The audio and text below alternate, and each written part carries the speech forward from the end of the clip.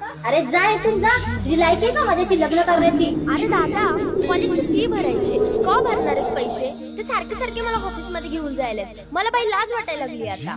अरे तुकाराम, त्या गोळ्या आणून दे रे बाबा. थांब जरा आई, आता माझ्याकडे पैसे नाही.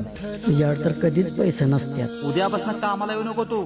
काय कामाचा नाहीस, तुझं कायम रडगाणं चालू असतं. अरे हा माझा कॉल का कट करतोय यार, ऑफिसला लेट होतोय. आयुष्यभर नुसत्या कष्टाच खाल्ल्यात.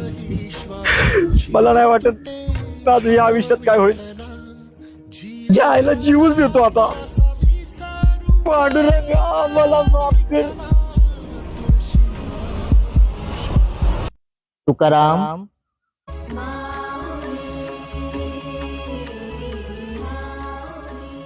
कोण तुम्ही? मला कसं ओळखता? माझं नाव प्रत्येकाच्या ओठावर असतं.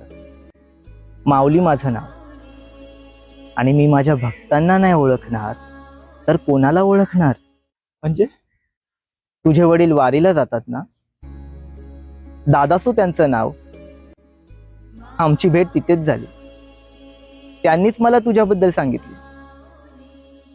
का जीव देत होतास? काय सांगू तुम्हाला, आयुष्यात एक दुःख संपत नाही, तो दुसरं दार दुकारात नाही.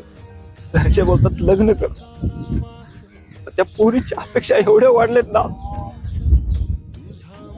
असं नाही की कष्ट नाही करत आहे, आयुष्यभर नुसतंच कष्ट करत आलोय, त्याच्यात एक रुपया नाही राहत आहे. जर घरच्यांच्या जबाबदाऱ्या घेता घेता आयुष्य स्वतःसाठी पण जगायचं असतं, हे विसरून सुद्धा जर हाती अपयश येत असेल तर जगून तरी काय करू मी?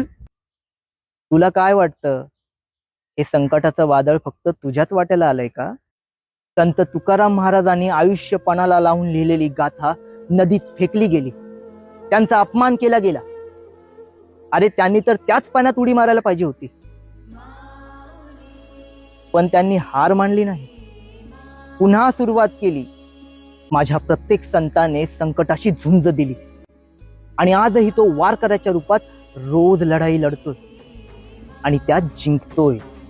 म्हणून रडू नकोस, थांबू नकोस आणि हार मानू नकोस.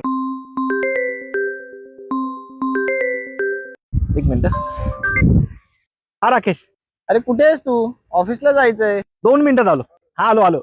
हा माऊली.